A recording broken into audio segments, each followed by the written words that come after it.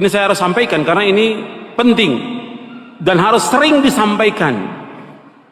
Kita ini beragama Islam, kita bersyukur pada Allah, pijakannya Quran, pegangannya Quran, sunnah Nabi yang sahih menurut pemahaman salafus saleh. Itu yang kita pegang. Dalam kita menjalani kehidupan ini, apakah kita berakidah, beribadah, berdoa, atau yang lainnya, semua aktivitas kehidupan kita itu harus kita kembalinya kepada Quran, kepada sunnah. Nah, banyak penyimpangan terjadi karena apa? Disebabkan mereka mengikuti tanpa ilmu.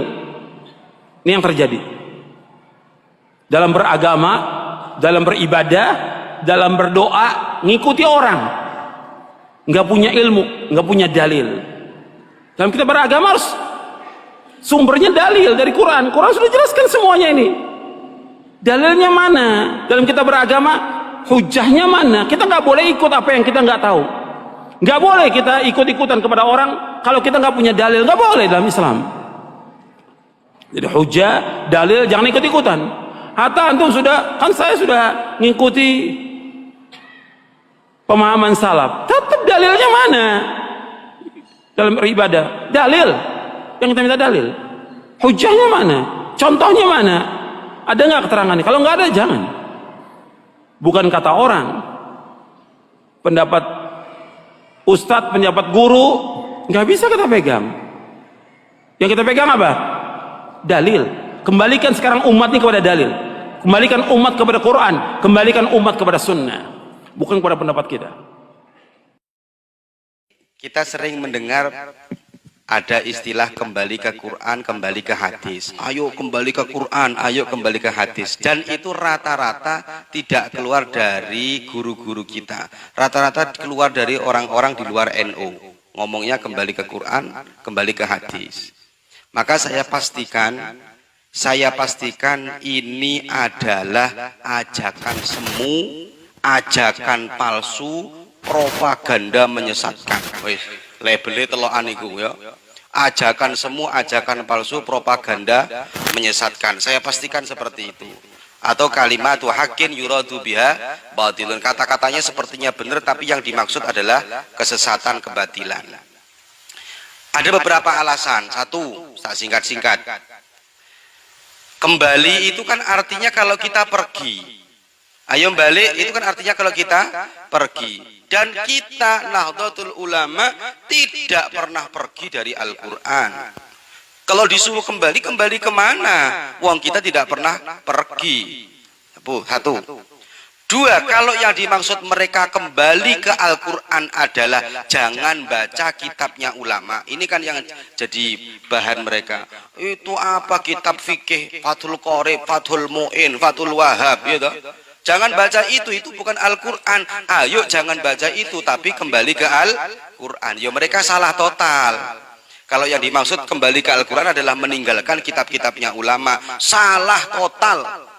Kenapa saya katakan salah total? Karena kitabnya para ulama itu hasil istimbat dari Al-Quran. Hasil proses dari Al-Quran. Matangnya. Kalau mereka nggak pernah baca Fathul Qorib, ya jangan menyalahkan Fathul Qorib. Kalau mereka nggak pernah baca nggak pernah baca Majmu', jangan menyalahkan Majmu'. Kenapa? Karena isinya Majmu', isinya Fathul Qorib itu adalah intisarinya Al-Quran, diambil dari Al-Quran. Salah lagi mereka. Dua, mereka kan ngomong ya. Tiga, mereka ngomong, ayo agama Islam ini agama dalil, bukan agama dongeng. Lu sapa sing dongeng? Siapa yang nggak pakai dalil? Orang NU semuanya malah pakai dalil, cuma dalilnya lewat ulama. Ulama yang menentukan ini benar, ini haram, ini istimbat yang benar. Kalau mereka yang dimaksud agama dalil, lo kita malah lebih pakai dalil. Wong mereka lo paling hafalnya berapa hadis yo? Yaitu yang ngomong Islam agama dalil, Islam agama dongeng itu kira-kira dengan Imam Syafi'i lebih tinggi mana? Imam Syafi'i kira-kira dengan Imam Nawawi lebih tinggi mana? Imam Nawawi Itu nggak ada apa-apanya. Saya ngomong kayak gitu nggak ada apa-apanya. Terus ngomong, ini Islam agama dalil, jangan ngomong sembarangan. Yang diomong Imam Syafi'i lah, kurang ajar. Kita baca kitabnya Imam Syafi'i, sama dengan kita baca kitabnya Imam Nawawi. Imam Nawawi apal ratusan hadis. Terus tiba-tiba ada orang ngomong, Nawawi, ojo pakai ngarang, agama ini agama dalil. Ya lucu. Sama dengan anak TK, baru lulus TK, ngomong sama anak yang sudah S2 kayak Pak Rohim. Pak Rohim, agama ini agama dalil. Ya koclok sih ngomong gini. Ya, paham gak awakmu? Ini perbandingannya goblok-goblokannya kayak gini, biar cepat paham. Aku ceremet aku iki. Dua, nomor berapa Dalas? Nomor berapa? Nomor 3 ya, nomor 4 ya. Kalau yang dimaksud mereka adalah kembali ke Al-Quran, itu adalah kembali ke terjemah Al-Quran, lebih sesat lagi. Ya, mereka nggak boleh pakai kitab tapi pakai Al-Quran. Pas ayo kembali ke Al-Quran, maksud mereka adalah kembali terjemahnya Al-Quran, terjemah depak, maka lebih sesat lagi. Kenapa lebih sesat lagi? Karena kita diajak untuk menjadi mujtahid yang pada saat kondisi kita tidak mampu. Disuruh istimbat langsung ke Al-Quran. Padahal syaratnya orang istimbat langsung ke Al-Quran harus alim bahasa Arab, harus pinter nahwu sorob, balaghah ma'ani, ya, tafsirnya bagaimana, nasih mansuhnya bagaimana, asbabul wurud, asbabun nuzulnya bagaimana. Ini ngerusak. Kenapa saya katakan ngerusak? Ya iya, wong kita disuruh menjadi mujtahid yang belum pada waktunya. Dan dia yang ngomong juga belum waktunya jadi mujtahid. Kok malah dia ngomong, ayo lihat Al-Quran. Loh, ikilah yang tambah ngerusak. Tambah nemen ngerusaknya. Akan menjadikan man fassarul Quran bi ra'yihi falyatabawwa maq'adahu minan nar. Barang siapa menafsiri Al-Quran dengan otaknya sendiri, dengan pemikirannya sendiri, maka tempat yang baik baginya adalah neraka. Ini propaganda itu ngajak masuk neraka, ngono lho maksudku iki. Goblok-goblokane ngono lah ya. Apa bahasa kasarnya kayak gitu. Propaganda itu ngajak kita masuk neraka. Kenapa? Karena menuntut kita untuk menjadi mujtahid padahal kita belum mampu jadi mujtahid. Jangankan kita, mereka yang ngomong juga belum mampu jadi mujtahid. Maka akan kena ayatnya Kanjeng Nabi, man fasral Quran bi ra'yihi falyatabawwa maq'adahu minan nar. Dan lagi nanti akan salbut, akan rancau. Kenapa saya katakan rancau? Karena kalau orang berpikir dengan otaknya sendiri tanpa metodenya ulama, kan mereka kan kembali ke Quran, maksudnya pakai terjemah nih. Pakai, ayo ini Qurannya ini. Loh, kan pemikirannya dia kan akhirnya. Iya kan? Kalau kita ikut Imam Syafi'i, baca kitabnya Imam Syafi'i, otomatis kita mengkiblat pemikirannya Imam Syafi'i yang jelas-jelas keilmuannya mapan. Maka akan terjadi penyesatan kepada sesama orang Islam karena cara berpikirnya tentu tidak sama dalam menafsiri Al-Quran. Sehingga contoh yang paling mudah, surat Az-Zumar ayat 3. Ayat yang ditujukan untuk orang kafir, akhirnya dia katakan untuk orang Islam. Contoh itu loh, mana'buduhum illa liyuqarribuna zulfa.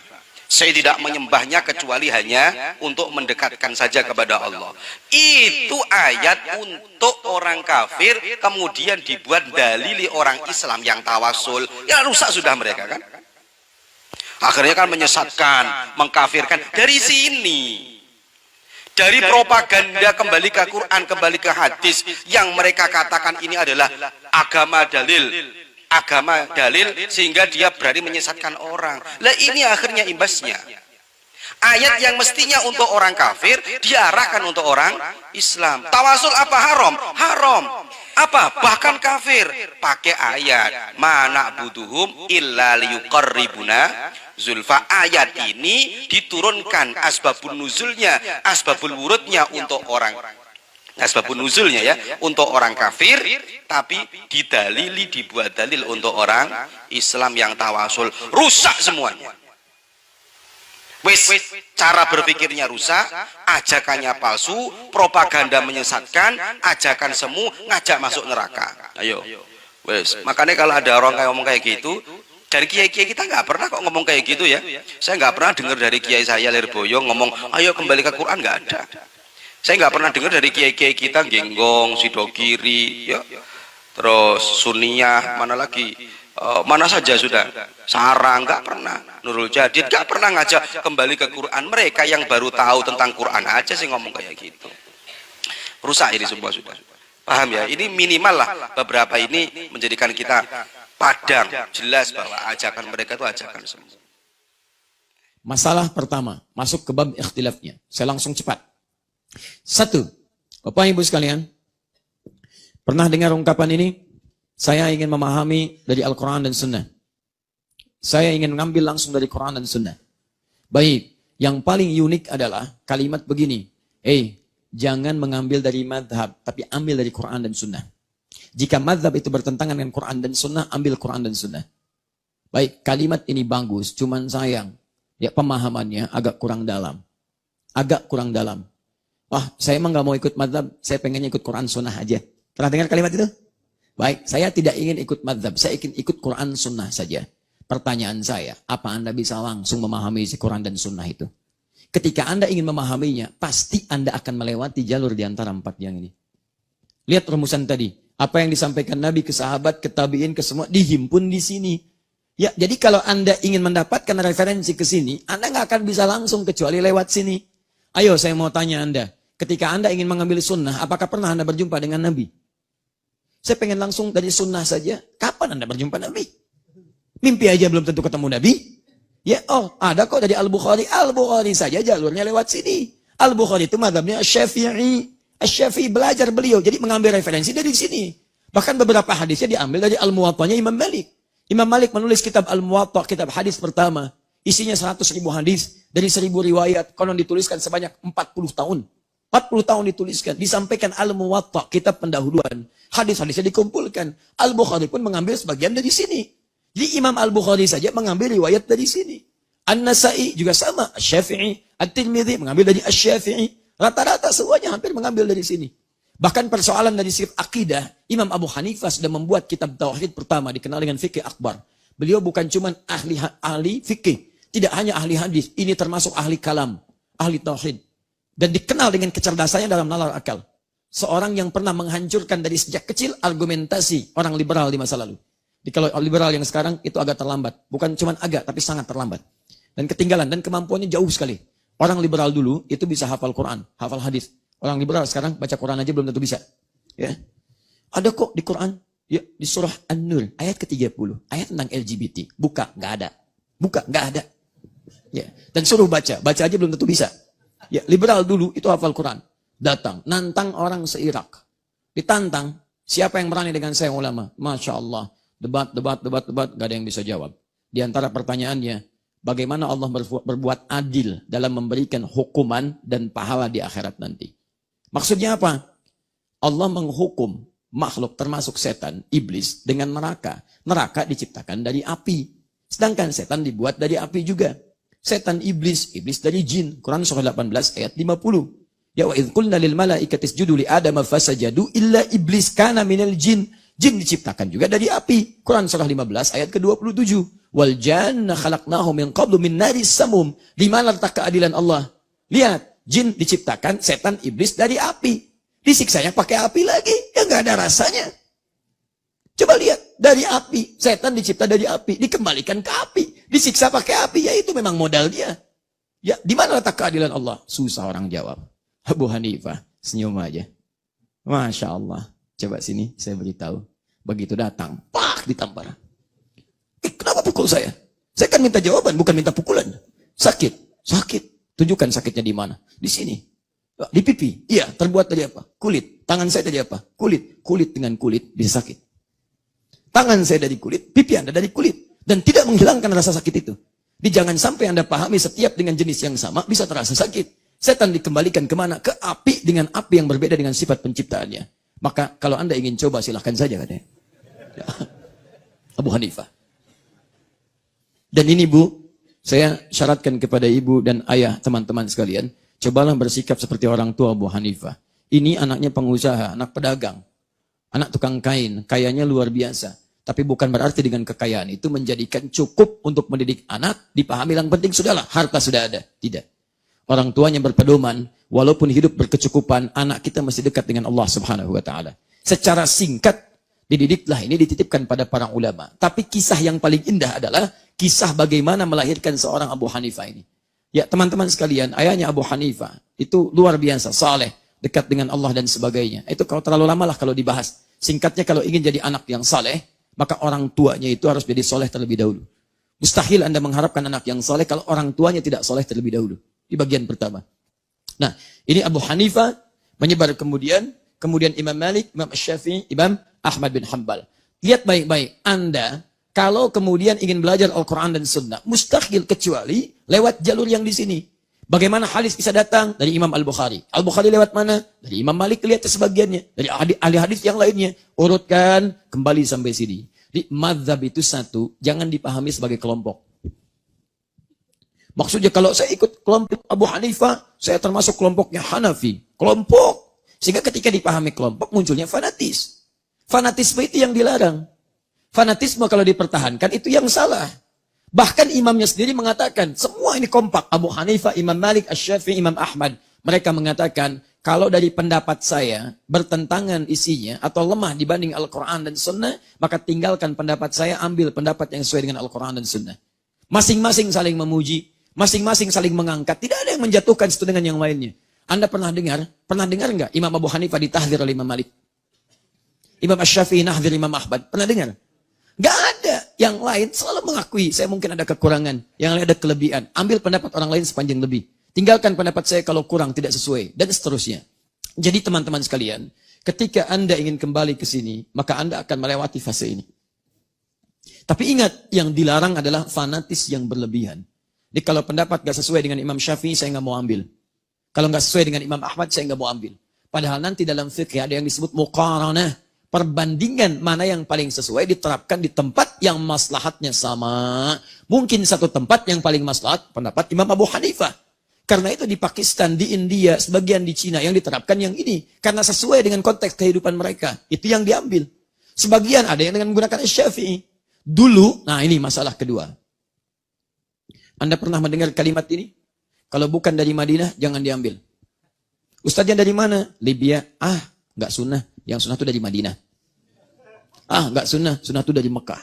Nggak sunnah. Sunnah itu dari Mesir. Dari macam-macam. Lihat teman-teman sekalian, Anda terjebak di situ.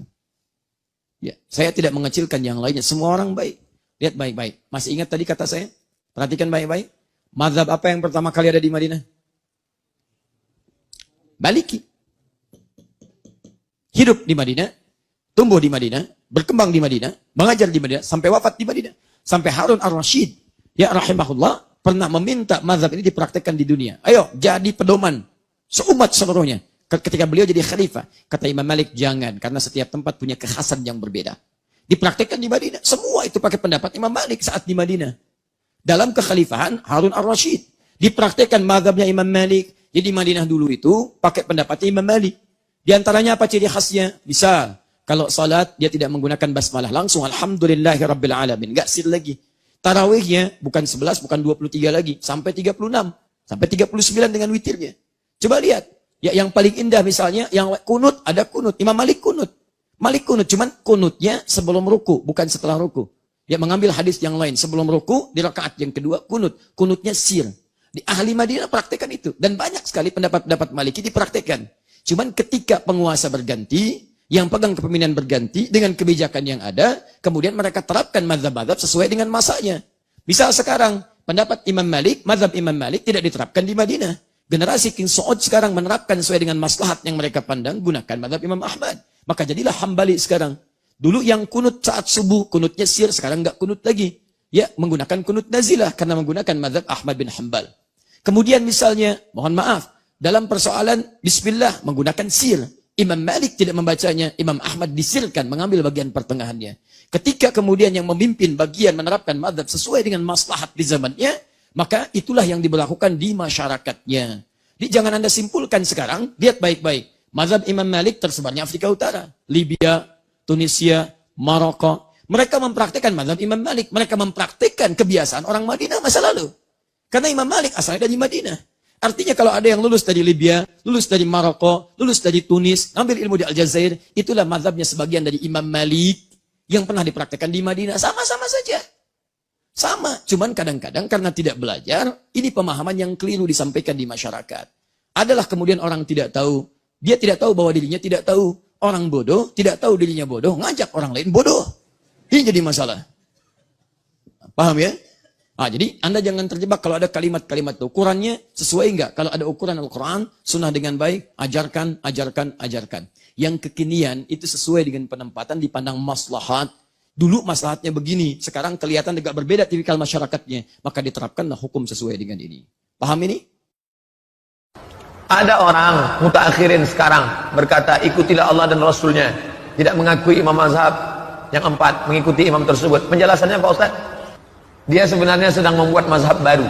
Jangan kau ikut Maliki, jangan kau ikut Syafi'i, jangan kau ikut Hanafi, jangan kau ikut Hambali. Dan yang kami ikut siapa? Kalau ada yang mengatakan mari kembali ke Quran dan Sunnah, orang Pekanbaru ini, tolong jumpakan sama saya mau nengok dia gimana cara kembali ke Quran dan Sunnah. Ternyata setelah dia ngomong, mari kembali Quran dan Sunnah, mari kembali Quran dan Sunnah, mari kembali Quran dan Sunnah, ujung-ujungnya kembali ke Quran dan Sunnah melalui kitab Syekh Abdul Aziz bin Baz, Syekh Ibnu Utsaimin, Syekh Al-Albani, tetap juga bermazhab dengan guru-gurunya. Yang nggak sanggup kembali ke Quran, langsung megang Quran. Mari kembali ke Quran dan Sunnah. Coba Bapak baca Quran, buka. Kok tahu Bapak artinya? Nih, terjemah Depak. Baca Quran aja masih buka terjemah. Ketika menemukan sesuatu yang tidak ada dalam surah Rasul, apa? Deadlock. Apa deadlock itu? Buntu. Oleh sebab itu Ahlussunnah mengajarkan sumber hukum dalam kehidupan umat Islam itu ada 4. Pertama, Al-Quran. Tidak ada dalam Al-Quran, cari di dalam sunnah Rasul.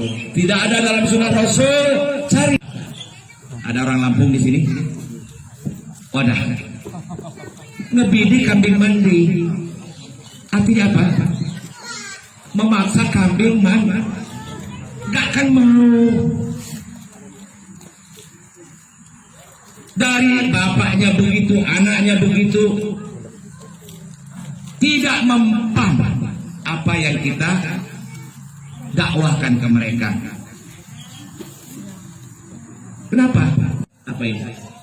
Juga termasuk ruang lingkup bertetangga. Aduh, pertanyaan bagus. Siapa tadi? Mas Didi kali ya. Panitia kasih pertanyaan begini. Iyalah.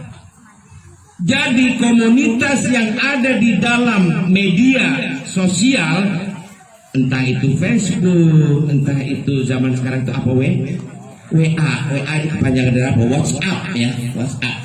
Itu juga termasuk tetangga. Kenapa? Karena kita juga berkomunikasi di situ. Pandai-pandailah menjaga anggota grup. Ya Bu, punya WA Ibu, punya apa aja yang dibicarakan di WA Ibu. Oh cabai mahal nih, gak apa-apa kalau sebatas cabai. Ini kadang-kadang ada yang tidak sengaja.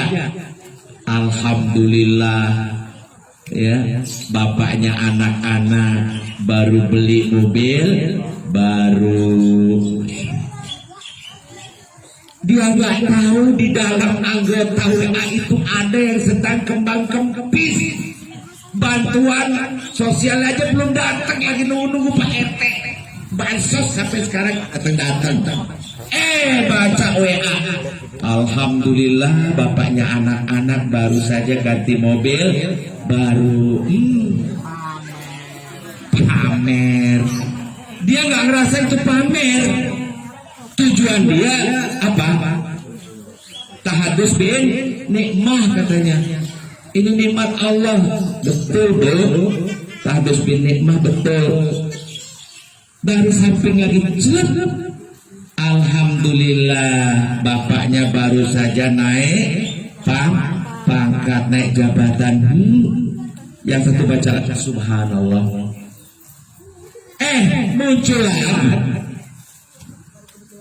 hari ini lagi berenang-berenang di pantai, cerita nginep di hotel yang termahal. Subhanallah. Apa nggak ada yang lain gitu loh? Nah, ini biasanya bapak-bapak, apa ibu-ibu? Bener Bu? Itu ibu-ibu di sono. Kalau ibu-ibu di sini enggak. Ibu-ibu di sini tidak beda. Bukan saya bicara ya. Nah, jadi kesimpulannya, di dalam grup WA, di dalam grup Facebook juga hati-hatilah. Jangan membuat tetangga atau anggota grup yang ada di WA tersebut menjadi terganggu, menjadi tidak nyaman. Saya mau keluar, gimana? Nggak keluar, gimana? Keluar nanti dibilang sombong, nggak mau bergaul. Nggak keluar, nggak kuat, aneh bacanya. Yang satu pamer lipstick, yang satu pamer TV, yang satu pamer ini, yang satu pamer itu. Ye apa ye?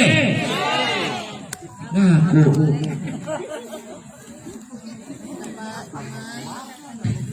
Nah, jadi hati-hati. Mari kita amalkan akhlak karimah. Ya, akhlak yang terpuji, moral yang terpuji, ya, baik itu di dalam media sosial maupun di lapangan. Mari kita hadapi tetangga kita dengan baik, ya. Sampai-sampai Rasulullah itu bersabda, andai kata engkau memasak sayuran, maka banyakkanlah kuahnya. Idza tabakta marqan fa'akhir ma'ahu. Ya. Wanzur, katanya, lihatlah ahli baitin bijambika. Jadi kalau ibu-ibu masak sayur, banyakin kuahnya. Ya, lihat barangkali ada tetangga yang membutuhkan. Fa'asibhum bima'rufin. Berilah mereka dengan cara yang ma'ruf. Jangan ngasih sambil cemberut. Ya, mari kita perhatikan. Ustaz, tetangga saya banyak banget, satu RT. Ulama mengatakan, cari tetangga yang terdekat. Haknya lebih besar daripada tetangga yang lebih jauh. Kebetulan tetangga saya non-muslim, Ustaz. Kalau dia non-muslim, berarti dia punya satu hak. Kalau dia muslim, berarti dia punya dua hak. Hak dia sebagai tetangga, hak dia sebagai muslim. Kebetulan itu tetangga masih ada hubungan famili, maka haknya jadi tiga. Hak kerabat, ya, hak muslim, dan hak tetangga. Lanjut apa lanjut? Ya Rabbi bil Mustafa balil maqasidana wafir lana ma madha ya wasi'al karami.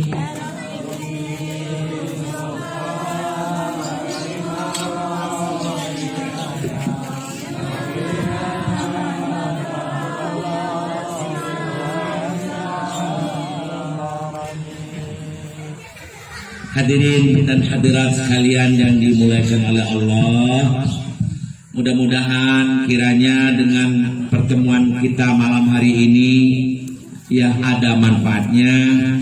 Ya, sekali lagi saya tekankan bahwa sebagai muslim tentunya harus sadar, ya, tetangga kita itu mempunyai tiga hak.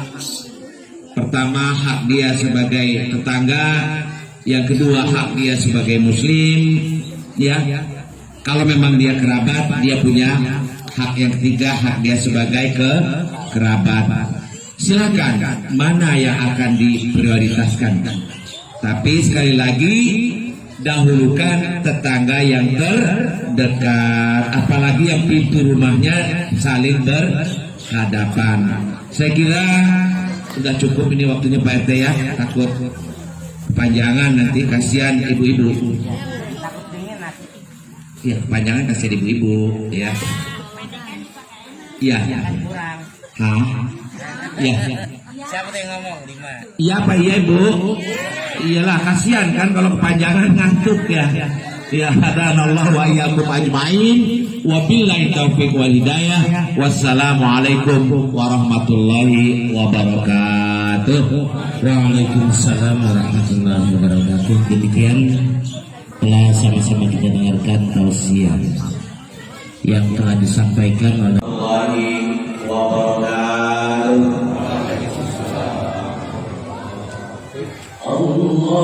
Allahumma salli wa sallim, Allahumma salli wa sallim wa zid wa akrim wa an'im wa taqabbal wa barik bi jalalika wa kamalika ala sayyidi ibadik wa asrafi'u barik أسعد العرب والعجم وإمام الطيبة والحرام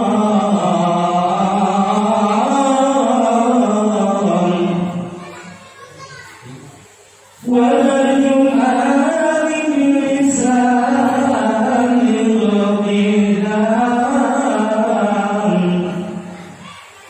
ومنبع العلم والحلم والحكمة والحكم أبي القاسم سيدنا وحبيبنا وشفيعنا ومولانا محمد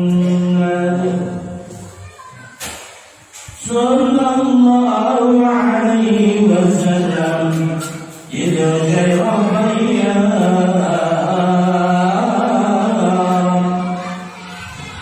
إذ وسر الأيام يا ربك وتعليقا ورفعة ومهابة وفضلا وسلم ورضي الله تبارك وتعالى عن ذوي القدر العلي والقدر الجل ساداتنا وأئمتنا وموالينا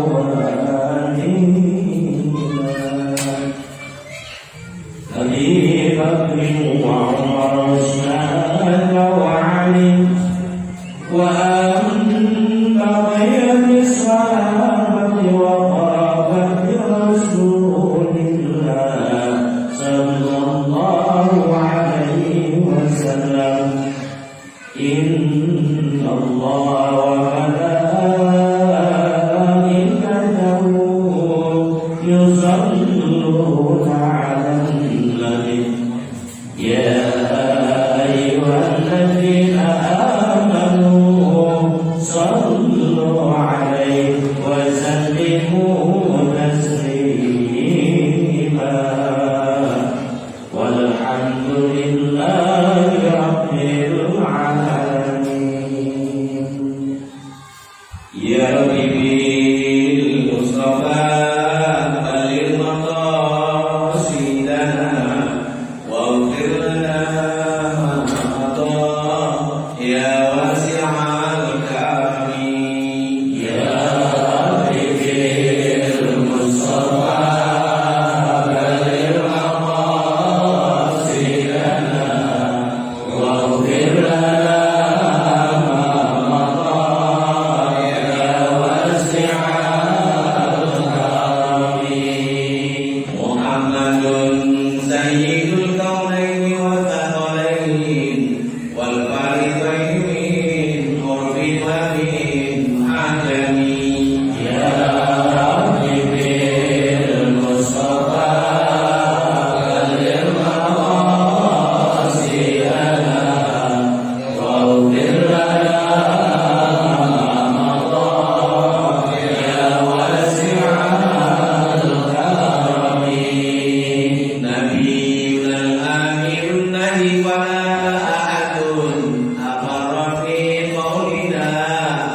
ولا نعم يا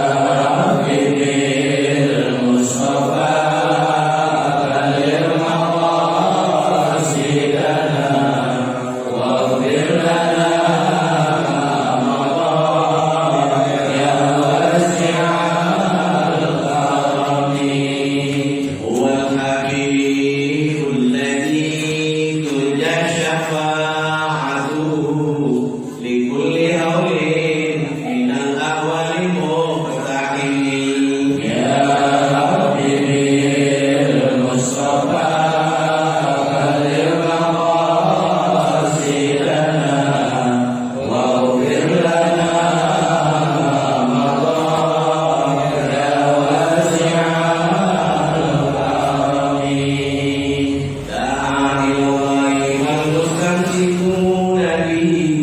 مستمسكون بحبل غير منقسم يا حبيبي المصطفى بلغ مقاصدنا واغفر لنا ما مضى يا واسع الكرم فاخذ نبينا في خلق وفي خلق ولم يبدلوا في حلم ولا كرم يا حبيبي المصطفى بلغ مقاصدنا واغفر لنا ما مضى يا واسع الكرم وكلهم من رسول الله ملتمس غرفا من البحر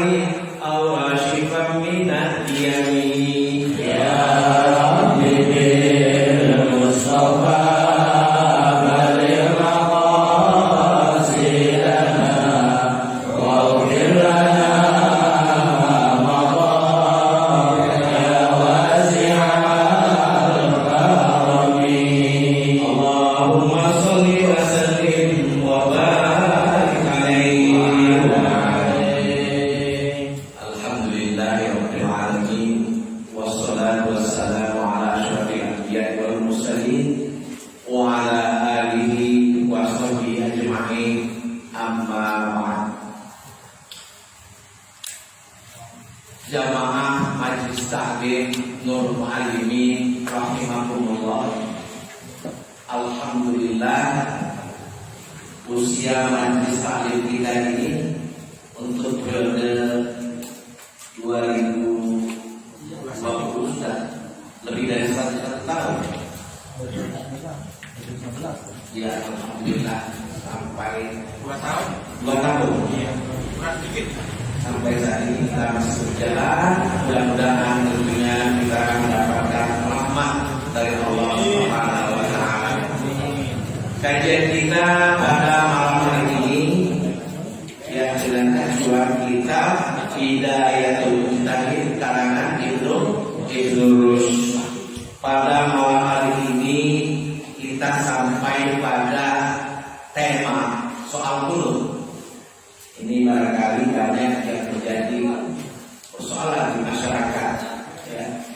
Mari kita kaji, silahkan buka kitabnya halaman 125. Al-Mas'alatul Tasi'ah ikhtalafu fil qunut. Fadhahaba Malik ila anna al-qunut fi salati subhi mustahabun. Wadhahaba Syafi'i ila annahu sunnatun. Wadhahaba Abu Hanifah ila annahu la yajuz al-qunut fi salati subhi. Wa anna al-qunut innama mawdi'uhu al-witr. Wa qala qaumun bal yaqnutu fi kulli salatin. Wa qala qaumun la qunuta illa fi Ramadan. Wa qala qaumun bal fi nisfi akhir minggu. Wa qala qaumun bal fi nisfi awal minggu. Saya terjemahkan terjemahkan, para ulama berselisih pendapat tentang kunut. Ya, jadi perselisihan pendapat ini sudah sejak berabad-abad yang lalu. Kalau sekarang masih mengungkit-ungkit masalah ini, tinggalan membid'ah-bid'ahkan orang yang kunut. Ini sudah berabad-abad yang lalu Ibnu Rus menjelaskan. Ya, apa kata Ibnu Rus? Padahal Malik katanya, innal kunuta fi sholati subhi mustahabun. Menurut Imam Malik, baca kunut di waktu subuh itu mustahabun, dianjurkan. Ya. Pada Syafi'i ila annahu sunnatun. Menurut Imam Syafi'i, baca kunut di waktu sholat subuh itu sunnah. Wadahaba Abu Hanifah ila annahu la yajuzul kunut. Menurut Abu Hanifah, tidak boleh baca kunut di waktu subuh. Biasa Abu Hanifah selalu berselisih paham dengan yang lainnya. Wa annal kunut, kata Abu Hanifah, innama mawdi'u al-witir. Kunut itu adanya hanya di sholat witir, baik witir tidak di dalam bulan Ramadan maupun witir di malam-malam yang biasa. Disitulah baca kunut. Ini menurut mazhab atau Abu Hanifah. Bahkan banyak pendapat di sini. Wa qala qaumun bal yaqulu fi kulli sholatin. Ada sebagian ulama mengatakan setiap sholat harus kunut, ada kunut katanya. Ya. Wa qala qaumun la kunuta illa fi Ramadan. Ada yang mengatakan lagi tidak ada kunut kecuali di bulan Ramadan. Wa qala qaumun, ada lagi berkata bal fil nisfil akhir fi Ramadan. Hanya di malam tengah terakhir, ya 15 terakhir di bulan Ramadan. Ada yang kebalikannya. Bal fil nisfil awal minggu katanya.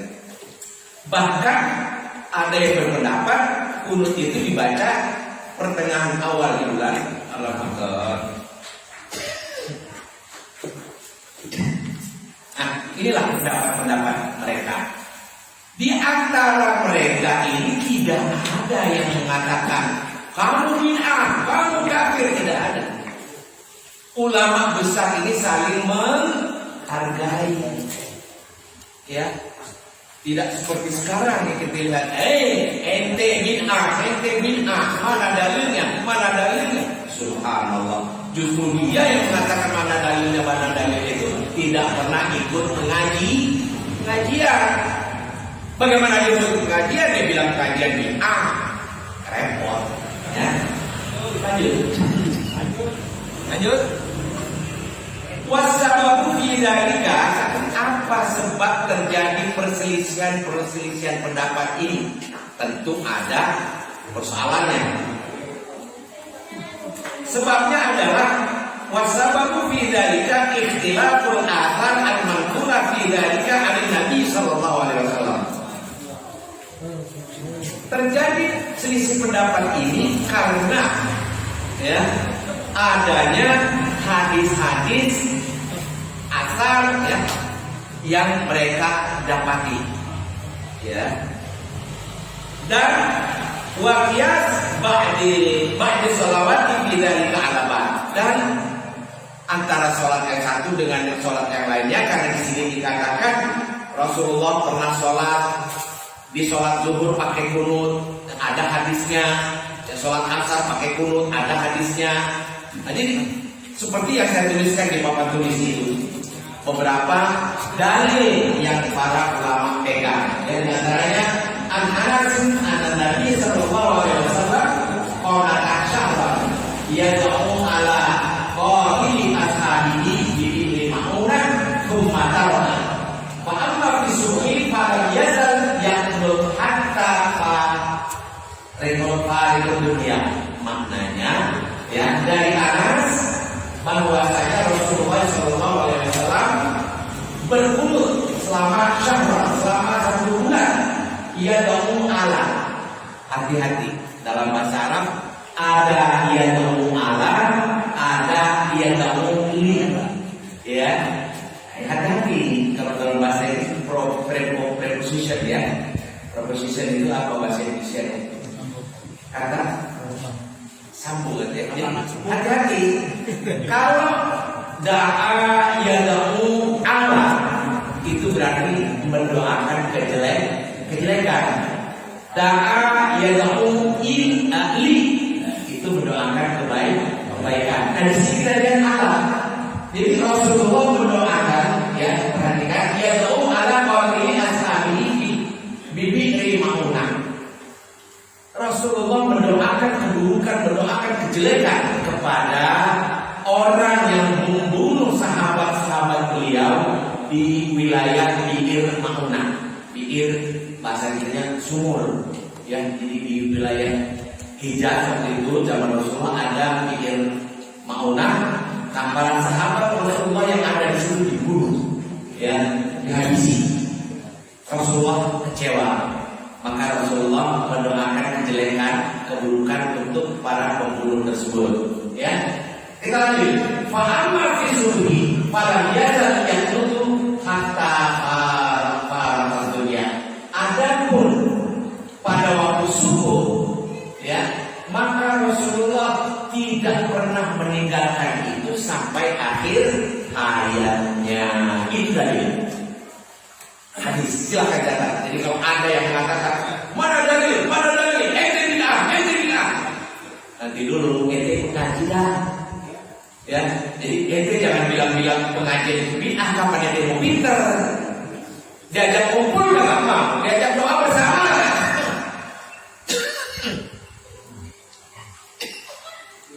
Kapan mau bisa? Maaf.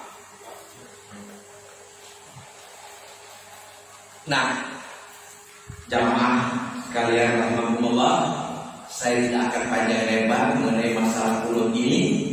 Jadi mayoritas kita tentunya berpegang pada pendapat Imam Syafi'i yang mengatakan bahwa itu sunnah. Bahkan Imam Syafi'i menekankan itu sunnah muakkad. Kalau sampai ditinggalkan harus sujud sahwi. Keberhati-hatiannya Imam Syafi'i. Ente taklid sama Imam Syafi'i, belajar sendiri dong. Subhanallah, saya sedih kalau ada penceramah. Sekarang di YouTube banyak penceramah muda yang jidat hitam itu sampai itu. Hah? Enggak, yang jidat hitam itu. Enggak tahu deh, saya enggak kenal ya. Ngomongnya sangat menyakitkan. Dalam kita menjalani kehidupan ini, katanya, apakah kita beribadah, apakah kita berakidah, apakah kita berdoa, semua aktivitas kehidupan kita harus kembali kepada Al-Quran, kepada As-Sunnah, katanya. Subhanallah. Ente yang dimaksud siapa? Kembali ke Al-Quran, kembali As-Sunnah. Dalam kita beragama harus sumber dalil.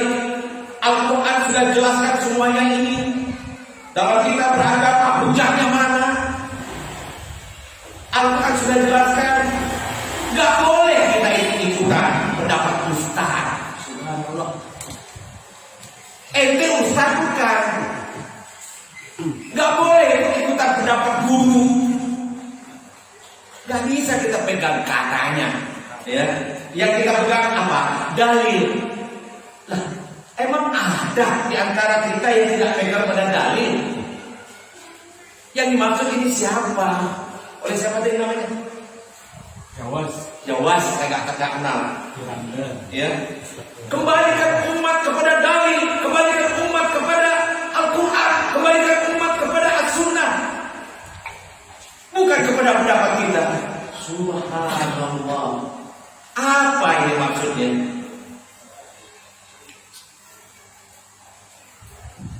Dalam berakidah, contohnya nih di Indonesia ini, tunjukkan kepada saya, ada tidak seorang guru yang mengajari anak TK tanpa dalil? Kita ditanya oleh anak, anak-anak masih TK ini. Pak, Allah itu seperti apa? Qul huwallahu ahad. Dalil itu. Tapi maaf, ketika dia dewasa sedikit, ada dalam dalil dalam ayat Al-Quran, tiap-tiap suatu pasti binasa kecuali wajah Allah. Ada yang tahu ayatnya? Kullu syai'in halika illa wajhullah, kecuali wajah Allah. Saya mau tanya pada bapak-bapak sekalian, yang dimaksud wajah Allah di sini apa? Semua hancur, tinggal wajah Allah doang. Wajahnya kayak apa ya? Mereka katakan tidak boleh ditakwil, tidak boleh ditafsir-tafsirkan. Wajah ya wajah. Masya Allah. Buka terjemahan yang ada di Indonesia ini oleh Departemen Agama. Bagaimana mereka menerjemahkan itu? Apakah tetap diterjemahkan, ditafsirkan wajah? Tidak. Tentu dalil itu tidak hanya dalil nakli. Harus tahu, belajar Mas Bro. Dalil ada dua. Ada dalil nakli, ada dalil akli. Hal yastawil ladina la ya'lamuna wal ladina la ya'lamun. Firman Allah ya. Apakah sama orang yang menggunakan pengetahuan dengan orang yang tidak menggunakan pengetahuan Allah? Apalah takhirun? Apakah kalian tidak menggunakan akal? Apalah tatafakkarun? Apakah kalian tidak berpikir? Apalah ta'lamun? Allah berfirman demikian. Pikir dengan akal, jangan dengan jika. Jika dipamerin, akalnya tidak ada. Mencemoohkan orang lain, bid'ah. Jangan percaya pada ustaz, jangan percaya pada guru. Apa ini? Mau belajar sama siapa kalau tidak dengan guru? Guru, ustaz, punya guru. Terus ada syaratnya. Jangan sembarangan bicara di YouTube. Memecah belah umat. Marilah kita berikan nasihat yang sejuk. Jangan pecah belah umat. Hal-hal sepele sudahlah. Lakum dinukum. Ini persoalan lama, berabad-abad yang lalu, gak usah diungkit-ungkit. Semua punya dalil, bukan ente doang. Mana dalilnya? Dianggapnya kita ini ngaji gak pakai dalil. Suruh dia belajar dengan kita. Nih kita biayanya dikarang tahun 500 sekian Hijriah oleh siapa? Ibnu Rushd, ulama besar Ibnu Rushd ini. Beliau tidak hanya faqih dalam ilmu agama, beliau jago juga dalam ilmu filsafat Islam, apalagi beliau kuasai. Mengasah pikiran, mengasah otak. Jangan menerjemahkan wajah Allah ya wajah. Jangan ditakwil-takwilkan. Subhanallah, bahaya. Ini namanya mujassimah. Allah punya anggota tubuh, Allah punya wajah. Bahaya. Saya lebih suka mari kita saling bahu-membahu. Kita bina umat ini yang sudah pada areanya ini sudah. Kita ajak mereka yang di luar masih banyak yang belum bertauhid. Ajak mereka tauhid. Jangan dikit-dikit ente bid'ah. Ya lari lah orang. Ya, baru saja sadar mau mualaf, mau masuk Islam, ya berguru dengan si fulan, gurunya dijelek-jelekin. Nauzubillah. Ini kalau kita biarkan, hancur negara ini. Ya, akan terulang sejarah di Cordoba. Ya, Cordoba dulu. Cordoba itu di mana? Di Spanyol. Ibnu Rus lahir di mana? Di Cordoba, di Spanyol. Ahli dalam ilmu Islam, ahli dalam ilmu kedokteran. Kelahiran Spanyol. Dulu orang belajar ilmu agama Islam itu menuju ke Cordoba, Spanyol. Sekarang habis, tergantung pada penguasa. Sekarang kita lihat di YouTube sering sekali. Anda bingung dengan Islam, silakan ke Madinah. Ini hadis apa hadas apa hadus? Pengalaman sejarah sudah kita alami. Banda, Cordoba, dulu gudangnya ilmu. Sekarang bagaimana? Habis. Bisa jadi, saya tidak menuduh. Ya, suatu saat barangkali di Mekah pun, di Masjidil Haram pun sudah tidak akan menjadi pusat ilmu pengetahuan Islam. Apa buktinya? Ya, beberapa syekh zaman dulu itu. Contohnya Syekh Junaid Al-Batawi. Coba lihat sejarahnya. Imam Masjidil Haram dan guru di Masjidil Haram. Ya, kemudian lagi Syekh Muhammad Nawawi Al-Jawi Al-Bantani, imam guru di Masjidil Haram. Disusul lagi ada Syekh Ahmad Khatib Al-Minangkabawi, guru sekaligus mengajar di Masjidil Haram. Adakah generasi pelanjut mereka saat ini? Tidak ada. Babat habis. Tidak diberi kesempatan. Contoh lain, tahun 80, mungkin dia belum, mungkin udah lahir masih kecil kali, ya. Dia tidak menjadi saksi, saya menjadi saksi sejarah di Mekah itu. Para syekh dulu, haji, saya ngalamin itu. Jamaah haji dari Indonesia ini yang dituju adalah syekh-syekh yang ada di Mekah zaman sebelum tahun 81-an. Saya merasakan kenikmatan hidup di Mekah saat itu. Sekali-kali saya naik ke Jabal Qubais, sebuah perkampungan 98% penduduknya adalah bukan keturunan asli Arab, tetapi dari beberapa negara. Mayoritas dari penduduk di Jabal Qubais itu adalah orang Indonesia. Para syekh haji dulu, para imam Masjidil Haram dulu tinggal di Jabal Qubais. Tahun 82-an habis itu Jabal Qubais, diratakan. Sekarang jadi istana raja, entah hotel. Saya kira itu istana raja.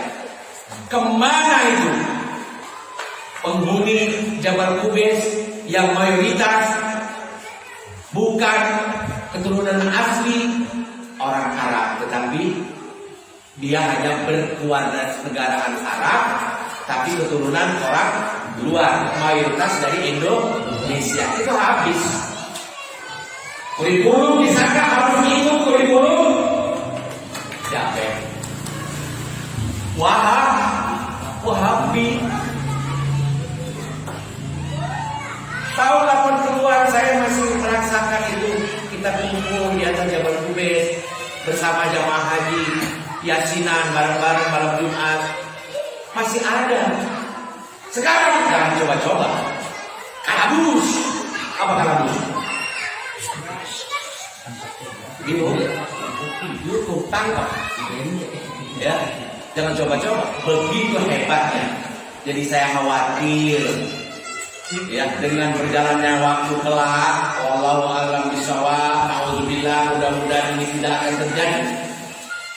Ya, dua kota suci kita Mekah dan Madinah berubah warna. Jangan sampai. Kenapa? Satu kota warnanya itu nanti akan ditentukan oleh siapa? Penguasa. Ya, kalau penguasanya beraliran A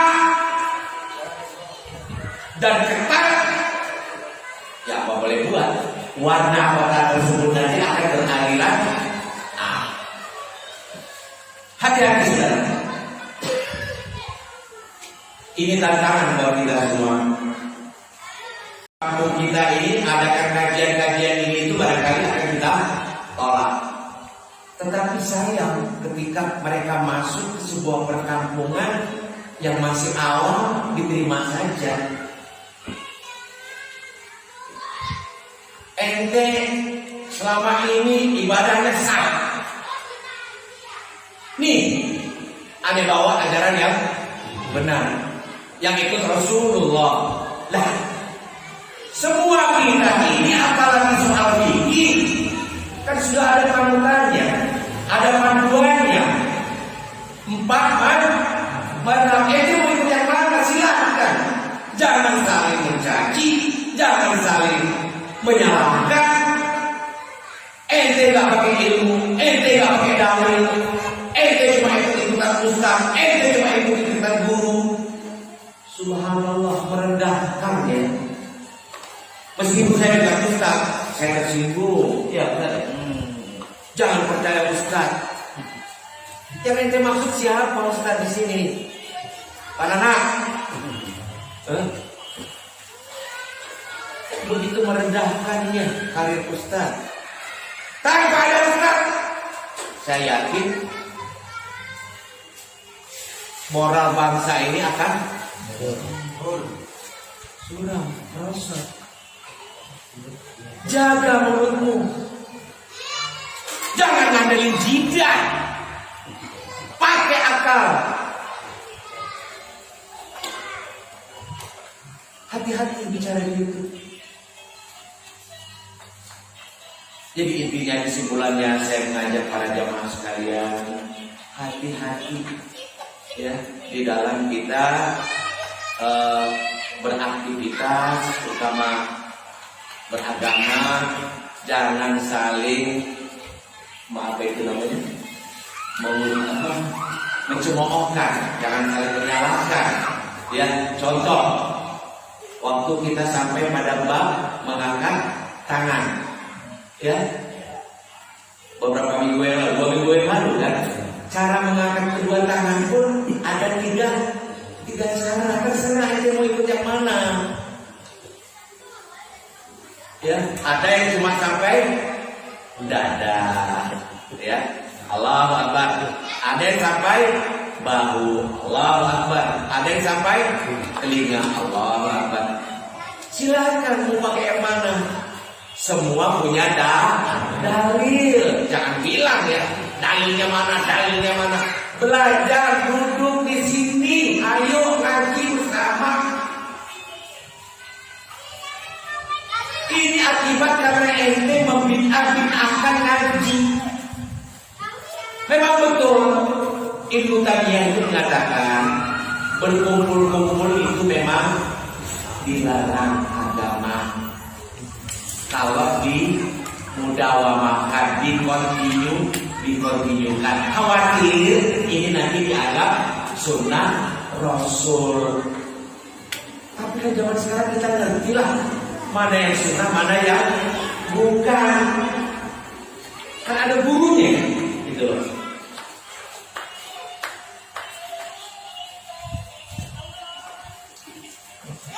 Itu tadi masalah berakidah.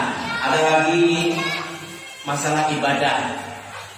Kita tidak boleh ikut ustaz, harus ada dalil. Saya mau tanya sekarang, Kita sholat sehari semalam berapa? 5 waktu. Ada dalilnya dalam ayat Al-Quran tidak? Ada tidak Ustaz? Tidak ada. Kemana kita cari? Dari mana kita tahu? Ustaz yang ngasih tahu. Cari dalam sunnah, kata Ustaz. Itu Ustaz ngomong benar apa benar? Kan pakai kita, Ustaz. Nah, dalil di mana? Ada terutama dalil tentang Isra Mi'raj. Disimpulkan di situ bahwa sholat kita yang wajib itu 5 waktu. Itu. Kan ada dalilnya, tidak sembarangan. Adapun mengenai tata caranya, angkat tangan, takbir, tasyahud, qunut, nah itu nanti beragam dalilnya. Tidak boleh kita paksakan kepada orang yang tidak sependapat dengan kita. Contoh tadi masalah angkat tangan dalam takbir, bahkan tidak angkat tangan pun boleh karena dia cuma sekedar sunnah. Lantas angkat tangan yang baik gimana Ustaz? Disinilah peran akal, bukan peran bijak. Peran akal. Apa kata Imam Suyuti? Kalau kita berserah diri, angkat tangan, nyerah. Yang pantas gimana kira-kira? Nyerah. Masa begini? Nyerah.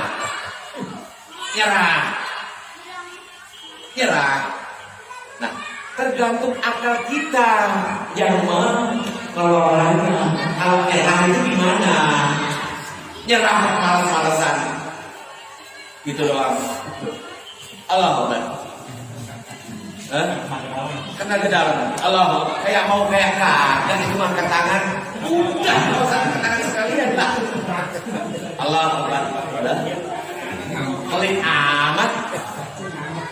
Namanya berpasrah diri, konsentrasi. Allahu Akbar. Ini Allah. Apa? Bukan saya menghina, bukan. Pakai logika. Jangan dikit-dikit. Jangan pakai logika. Nggak ada akal-akalan. Ya nggak bisa lah. Akal karunia Allah. Dalam beragama juga akal harus jalan. Orang yang nggak punya akal itu punya kewajiban nggak? Bebas merdeka dia. Mau sholat bukan tak mau apa ya nggak punya akal ya. Ente mau seperti itu. Alhamdulillah. Selama masih dikarunia akal, mari kita gunakan yang kira-kira dari pendapat Hanafi, Malik, Syafi'i, Hambal, mana yang kira-kira masuk di akal saya di situ. Berarti kita pakai dalil. Jangan meremehkan umat Islam. Ente cuma ikut-ikutan ustaz, ikut-ikutan guru. Nah, ustaz guru itu mengajarkan dengan dalil, maaf. Seperti saya sekarang mengajar dengan kitab Hidayatul Mujtahid, dikarang oleh Ibnu Rushd pada abad ke-6 Hijriah, ratusan tahun yang lalu. Masih nggak percaya dengan kitab ini teh? Nauzubillah. Ini bahaya ya. Jadi mereka awalnya menghancur-luluhkan situs-situs bersejarah tentang keturunan Rasulullah ya. Lama-lama mereka nanti akan coba menghapus kitab-kitab karangan para ulama ya. Salafiyun. Salaf siapa sih? Kita juga ikuti salaf. Bukan itu doang. Semua kita bermuaranya kepada para salafiyin ya. Belajar pada guru di Madinah Haram, guru Madinah Haram, sadarnya. Kasihan kalau dikecilkan di para guru, para ulama, para kiai yang mendominasi Masjidil Haram itu. Ya, seperti yang saya sebutkan tadi. Jadi jangan sedikit-sedikit bilang bid'ah, nggak ada dalilnya. Ingat, wa ma ataakumur rasulu fakhudhu. Apa yang didatangkan oleh Rasul ambil. Wa ma nahakum anhu fantahu. Apa yang dilarang oleh Rasul jauhi. Maaf, akan bikin apa yang diperintahkan ambil, apa yang dilarang dijauhi. Pak Didi saya beri uang 100. Pak Didi belikan beras. Ya. Jangan beli rokok. Paham di sini? Saya beri uang 100 untuk Pak Didi. Belikan beras, jangan beli rokok. Pak Didi bawa itu uang 100. Dia beli beras. Ikuti perintah? Ikut. Dia tidak beli rokok. Dia jauhilah larangan. Tapi dia beli permen. Gimana? Beli permen itu dilarang apa disuruh? Berarti mubah berarti akal pakai janji dah. Wa ma atakumur rasul fakhudhu wa ma nahakum anhu fantahu. Yuk kita kumpul besok malam minggu arisan.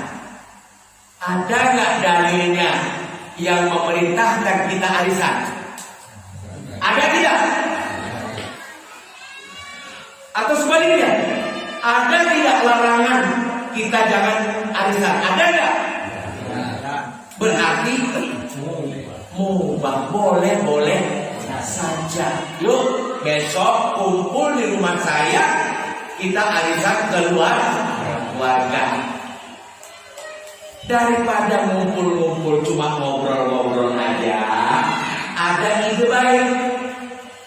Sebelum arisan di pojok, kita zikir bersama. Boleh nggak? Baca zikir boleh nggak? Nggak boleh, tidak ada dalilnya. Sempit amat cara berpikirnya ini. Iya Pak Ye? Iya Pak Ye? Ya Nabi Mustafa Salim Qasidana wa ufir lana Muhammad ya wasi'al karami. Ya Nabi Mustafa Salim Qasidana wa ufir lana Muhammad ya wasi'al karami. Satu lagi cara berdoa kita harus ikut dalil. Nah, emang ada perintah berdoa itu harus begini. Ya, nggak boleh doa bersama. Dipimpin oleh seseorang nggak boleh. Bid'ah. Dalam arisan tadi, bapak-bapak, sebelum arisan dibuka, mari kita doa bersama, masing-masing. Enak apa enak? Doa bersama. Karena katanya tidak boleh dipimpin. Itu bid'ah. Rasulullah nggak pernah mimpin doa begitu. Ya sudah, kita doa bersama. Ala hadiya wa ala kulli hadiyatin salihah wa ila hadirin nabi. Al-Fatihah, doa bersama. Mulai. Enggak enak rasanya ya. Atau sebaliknya, mari bapak-bapak kita menyanyikan lagu Indonesia Raya masing-masing. Hah? Jengah nggak? Itu ada kebiasaan manusia, naluriah basyariah, tidak bisa ditekan-tekan, saudara. Kan nggak lucu. Mari samakan suara. Indonesia Raya. Nyanyi masing-masing. Dah. Kan kagak enak. Nah, yang begitu-begitu tidak usah dipersoalkan. Nabi Musa berdoa, siapa yang mengaminkan? Nabi Harun mengaminkan di belakangnya. Itu kan contoh. Kalau ditanya mana contohnya, mana contohnya? Ente cuma bisa nanya doang. Sekali lagi ikut mengaji. Jangan membid'ah-bid'ahkan pengajian. Kan niat kita baik di sini cari ilmu. Terus apa lanjut? Baiklah, saya juga paham Bapak ya. Ada Allah wa iyyakum ajmain. Wabillahi taufiq wal hidayah. Wassalam.